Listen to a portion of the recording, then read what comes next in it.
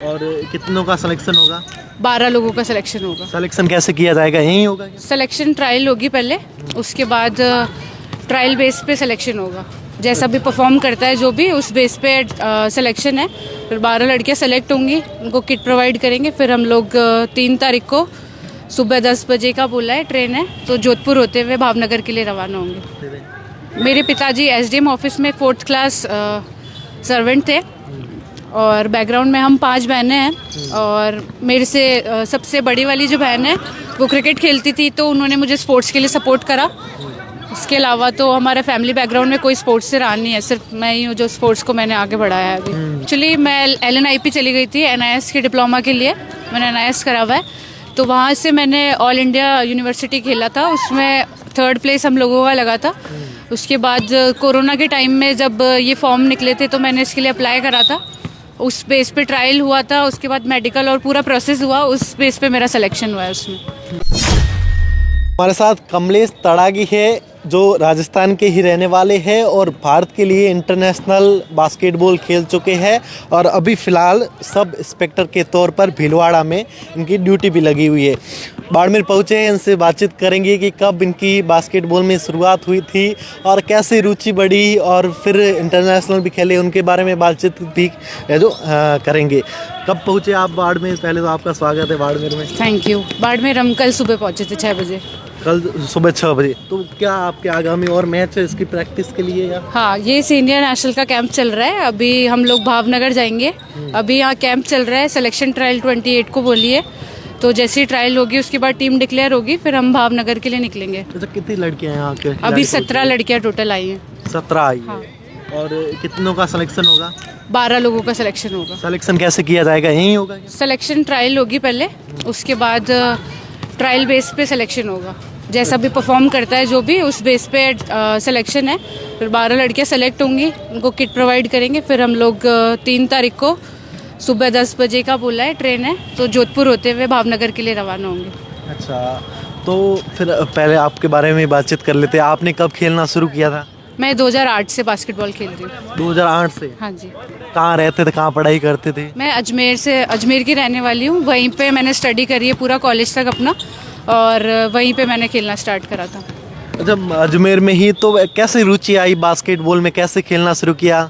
और भी खेल खूब है वैसे, लड़कियां ऐसी चीज़ों में ज़्यादा दूरी रहती है, ज़्यादा डांसिंग। मेरे स्कूल के जो PTI सर हैं वो मेरे को लेकर आए थे स्पोर्ट्स में। मैं पहले जिम्नास्टिक्स खेलती थी, फिर उसके बाद में मेरी जो कोच है मैम शाइना रहे थे, वो एक दिन इवनिंग में ऐसे प्रैक्टिस करा रहे थे, तो मैं एज अ रिक्रिएशन एक्टिविटी के लिए मैं वहाँ गई थी। तो उनको मेरी ड्रिबल अच्छी लगी थी, तो उन्होंने मुझे बोला कि आप ये वाला गेम कंटिन्यू कर सकते हो, आपकी स्किल्स अच्छी है। तो ऐसे मैं मतलब बास्केटबॉल खेलने लग गई फिर। अच्छा, तो फिर आपने कब इंटरनेशनल खेला पहली बार? मैं पहली बार 2013 में इंटरनेशनल खेल कर आई थी, जब मैं 9th क्लास में थी। 2013 में खेला था। 2013 में। अच्छा, आपकी क्या बैकग्राउंड में आपके पिताजी वगैरह क्या करते थे? मेरे पिताजी SDM ऑफिस में 4th क्लास सर्वेंट थे, और बैकग्राउंड में हम 5 बहनें हैं। और मेरे से सबसे बड़ी वाली जो बहन है वो क्रिकेट खेलती थी, तो उन्होंने मुझे स्पोर्ट्स के लिए सपोर्ट करा। उसके अलावा तो हमारा फैमिली बैकग्राउंड में कोई स्पोर्ट्स से रहा नहीं है, सिर्फ मैं ही हूँ जो स्पोर्ट्स को मैंने आगे बढ़ाया है अभी। तो बाकी आपकी बहनें वो भी अब खेलती है स्पोर्ट्स? नहीं, अब वो नहीं खेलते हैं, बस मैं ही अपने घर से जो स्पोर्ट्स को कंटिन्यू कर रही हूँ। सपोर्ट। फिर आप सब इंस्पेक्टर के तौर पर भीलवाड़ा में आपकी ड्यूटी है, कब आपकी ड्यूटी लगी? नेशनल खेलने के बाद लगी या इंटरनेशनल? हाँ, मैं LNIP चली गई थी NIS के डिप्लोमा के लिए, मैंने NIS करा हुआ है। तो वहाँ से मैंने ऑल इंडिया यूनिवर्सिटी खेला था, उसमें 3rd प्लेस हम लोगों का लगा था। उसके बाद कोरोना के टाइम में जब ये फॉर्म निकले थे तो मैंने इसके लिए अप्लाई करा था। उस बेस पे ट्रायल हुआ था, उसके बाद मेडिकल और पूरा प्रोसेस हुआ, उस बेस पे मेरा सिलेक्शन हुआ है उसमें। देखिए, एक लड़की को कितनी परेशानियां, आप तो 15 सालों से खेल रहे हो, तब कितनी परेशानियां उठानी पड़ती थी, और क्या क्या इक्विपमेंट थे आपके खेलने के लिए तब, और अब क्या आप हो चुके हैं? लड़कियों को एक्चुअली क्या होता है कि स्टार्टिंग से बाउंड्रीज में रखा जाता है कि टाइम फिक्स होता है। जैसे आज भी यही चीज़ होती है कि लड़कों के लिए टाइम नहीं देखा जाता, बट लड़की को अब घर से बाहर निकलने से पहले एक बार पेरेंट्स बोलते हैं कि देखो ये टाइम हो गया है, इस टाइम पे बाहर जाना सही नहीं है। तो पहली चीज़ तो ये है कि लड़कियों के लिए बाउंड्रीज है, वो हमारे घर में भी है, और ग्राउंड का भी टाइम देखो। जैसे ग्राउंड के लिए हमको लेट नाइट यहाँ ग्राउंड नहीं मिलेगा, but boys late night practice कर सकते हैं। तो एक चीज़ है कि लड़कियों के लिए बाउंड्रीज यही है सबसे पहली चीज़। उसके बाद फाइनेंशियल कंडीशन होती है कि लड़कियों को मतलब राजस्थान में मेनली ये चीज़ होती है कि लड़कों को के लिए ऐसा होता है कि स्पोर्ट्स कोई सा भी स्पोर्ट्स खेलेंगे तो वो लड़का है तो वो खेल सकता है, ठीक है। और कई फैमिलीज़ में ऐसा नहीं होता है, और कई फैमिलीज़ में ये चलता है कि ना नई लड़की को एक्सपेंसिव शूज़ दिला दिए, लड़कियों को नहीं मिल पाता है वो कि नहीं ये तुम्हारे क्या काम आएंगे। लड़कों का ऐसा होता है कि हाँ ठीक है लड़का है तो उसके काम आ जाएगा आगे। आपके साथ हुआ कभी ऐसा? नहीं, मेरे साथ नहीं हुआ। तो आप पहले 15 साल की बात, अब उसमें कितना बदलाव आया है? लड़कियों को आप खेलने देते हैं नाइट को भी? अब हाँ। बाउंड्री है कि नहीं है? देखो कुछ चीज़ों में बाउंड्रीज है और वो ठीक भी है क्योंकि इन्वायरमेंट के अकॉर्डिंग वो चीज़ होनी चाहिए। बट अब काफ़ी चीज़ में बदलाव आ गया है, जैसे स्पोर्ट्स वैकेंसीज निकलने लग गई है तो घर वालों ने देखा है कि लड़कियों को भी अपॉर्चुनिटी उतनी मिलती है जितनी लड़कों को मिलती है। लड़कियों के लिए भी वैकेंसी अलग से निकलती है, लड़कियां पार्टिसिपेट करती है, मेडल मिलता है, स्कॉलरशिप मिलती है, तो फाइनेंशियल कंडीशन घर की उससे सुधरती है। तो अब लड़कियों को भी पेरेंट्स उसी तरह से बढ़ावा देने लगे हैं क्योंकि वो आसपास देख रहे हैं कि गर्ल्स कंपटीशन में पार्ट ले रही है, जॉब लग रही है। जैसे अब हम लोग भी एक तरह से प्रेरणा है दूसरों के लिए, किसी के पेरेंट्स आते हैं वो हमें एज अ मोटिवेटर समझते हैं कि है ना हमको देख करके जैसे कि इनकी तरह बनना है, आपको इनकी तरह जॉब करनी है। जैसे वो लोग देखते हैं कि हाँ हम चेंज लेकर आ रहे हैं एक तरह से, तो हमको देख करके 4 लोग और अपने पेरेंट्स बोलते हैं कि ठीक है इनको भी आप सिखाओ, इनको प्रैक्टिस कराओ। जैसे मैं खुद मेरे स्कूल से मैंने जब फर्स्ट नेशनल खेला था, उसके बाद मेरे जो जूनियर्स हैं, पहले सिर्फ एक टीम हुआ करती थी, उसके बाद अंडर 14, अंडर 17, अंडर 19 3 टीम तैयार हो गई थी। तो वो अपने आप में एक बड़ी बात है। तब आप जब खेलना शुरू हुए थे और अब में क्या अंतर? तब ऐसे नहीं था कि शिक्षा को महत्वपूर्ण माना जाता था कि हाँ कि पढ़ो, खेलने में क्या है? मतलब मेरे साथ भी हुआ। हाँ। अगर आने वाले पहले 5 सालों की बात भी करें तो क्या खेलने जाते, खेलने में क्या है? तो तब आपको किन परेशानियों का सामना करना पड़ा था और आपको सबसे ज़्यादा सपोर्ट किसका मिला था? जब मैं स्कूल में थी तब भी मेरे पीटीआई सर थे, उन्होंने मुझे सपोर्ट करा था। पहले अरविंद यादव सर थे, फिर जितेंद्र बघेल सर आ गए थे। तो एक तरह से जैसे हमारा एग्ज़ाम ऐसा होता है कि जैसे स्पोर्ट्स का मैं यहाँ कैंप में आई हूँ, पीछे से एग्ज़ाम टाइम है, एग्ज़ाम आ गए, तो उस बीच में सर ही वो चीज़ मैनेज करते थे कि मेरा एग्ज़ाम बाद में हो।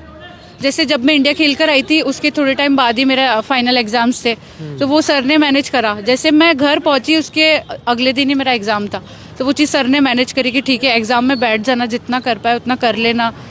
तो वो चीज़ होती है कि एक पीछे से सपोर्ट जो होता है वो फिजिकल टीचर सबसे ज़्यादा ही करता है क्योंकि उनको पता होता है कि उन्होंने भी वो चीज़ फेस करी होती है। बट अब के टाइम में यह है कि आपके कोई सी भी सब्जेक्ट का टीचर हो, उसको स्पोर्ट्स की नॉलेज है और उन लोगों को पता है कि हाँ ठीक है स्पोर्ट्स में जाता है बच्चा तो उसको थोड़ा सा स्टडी में सपोर्ट कर दे, नोट्स दे दे।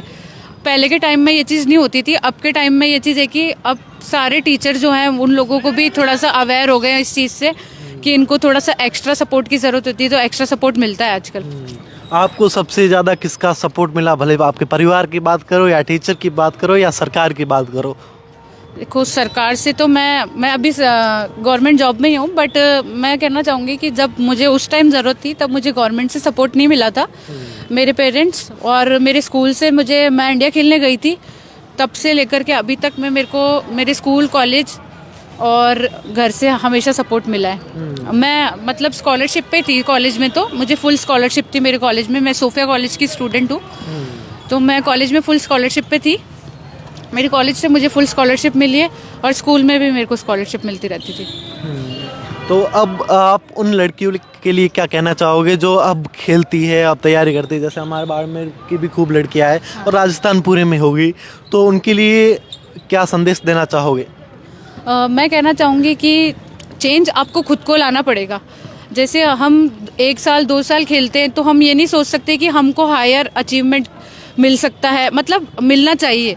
आप पहले प्रैक्टिस करो उस चीज़ के लिए।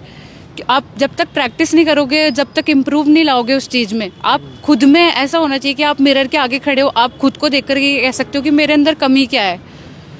तो आप अपनी कमियों को खुद पहचानो, उसको सही करो, उसके बाद ही कोशिश करो कि भाई उसके बाद सोचो कि हाँ मैं अच्छा रिजल्ट दे सकती हूँ। आप अगर पहले साल में सोचोगे कि मुझे फर्स्ट 5 मिल जाए तो वो पॉसिबल नहीं हो सकता। आप मेहनत करते जाओ, मेहनत करना कभी बंद नहीं होना चाहिए। एक्चुअली क्या है, आज के बच्चे क्या होता है कि पहले रिजल्ट की सोचने लग जाते हैं। जैसे मैं कुछ टाइम के लिए कोचिंग देती थी, तो वहाँ पे बच्चे बोलते थे, मैं उनको सिर्फ पहले फिटनेस कराती थी, तो वो बोलते थे कि मैम हम बॉल से कब करेंगे। तो वो आप पहले बॉल पकड़ने के लिए अगर स्थिति में आ जाओगे तो वो अपने आप ऑटोमेटिकली आपके कोच कराने लग जाएंगे। तो आप अपने कोच पे बिलीव करो, जो भी आप जिससे भी मोटिवेट होते हो आप उनसे मोटिवेट होते रहो कंटिन्यूसली, आप गाइडेंस लेते रहो। आप अभी भीलवाड़ा में आपकी ड्यूटी है, तो वहाँ की लड़कियों की बात करें, वहाँ के युवाओं की बात करें तो वो खेल में आगे आते, क्योंकि वो आदिवासी क्षेत्र है। तो कहा भी जाता है कि आदिवासी क्षेत्र अलग क्षेत्रों से काफ़ी पीछे रहता है, तो वहाँ के क्या हालात हैं? वहाँ पे अलग अलग जगह ग्राउंड चलते हैं, वहाँ का स्पोर्ट्स का बहुत अच्छा है। वहाँ पे बीच में एक नगर निगम का स्टेडियम है, वहाँ पे 2 ग्राउंड है, वहाँ पे दोनों टाइम प्रैक्टिस चलती है। और एक और ग्राउंड है कावाखेड़ा में, वहाँ पर भी एक टीम प्रैक्टिस करती है और बाकी सब अपने स्कूल्स में प्रैक्टिस करते ही हैं। तो वहाँ का मतलब प्रैक्टिस का शेड्यूल बना हुआ है आराम से। एक्चुअली क्या है ना कि जैसे ग्राउंड नहीं होते ना तो प्रैक्टिस नहीं हो पाती है लोगों की एक जगह, क्योंकि चाहिए होती है सबको, और एक कोच जो गवर्नमेंट कोचेज़ है। अपने राजस्थान में साई के कोचेज़ ही नहीं है ज़्यादा, क्योंकि वैकेंसी नहीं निकलती है। जैसे जयपुर में ऐसे स्टेडियम है, ऐसे स्टेडियम बने हुए नहीं है तो कोचेस नहीं लगे हुए उसमें, तो प्रैक्टिस कहाँ करेंगे लोग।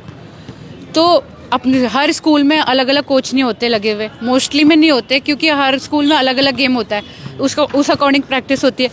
तो मैं कहना चाहूँगी कि ज़्यादा से ज़्यादा कोचेस की वैकेंसी निकलेगी तभी ज़्यादा से ज़्यादा प्लेयर तैयार हो सकते हैं। हम बिना कोच के तो कोई प्रैक्टिस कर नहीं सकता, क्योंकि ये टीम गेम है, इस टीम गेम के अंदर कोच की ज़रूरत पड़ती है। बिल्कुल, धन्यवाद। देखिए हमारे साथ राजस्थान की बेटी कह सकते हैं इनको, क्योंकि बिल्कुल है ही राजस्थान की बेटी, जो इंटरनेशनल खेल चुके हैं और आज से 15 साल पहले इन्होंने शुरुआत की थी। और एक अच्छा संदेश आज के लिए उन परिवार के लिए, उन माता पिताओं के लिए दिया है जिनकी बेटियां आज के समय में जो खेल खेलती है और आगे बढ़ने की तमाम कोशिश करती है। द खटक से मैं आपका साथी राजेंद्र, शुक्रिया।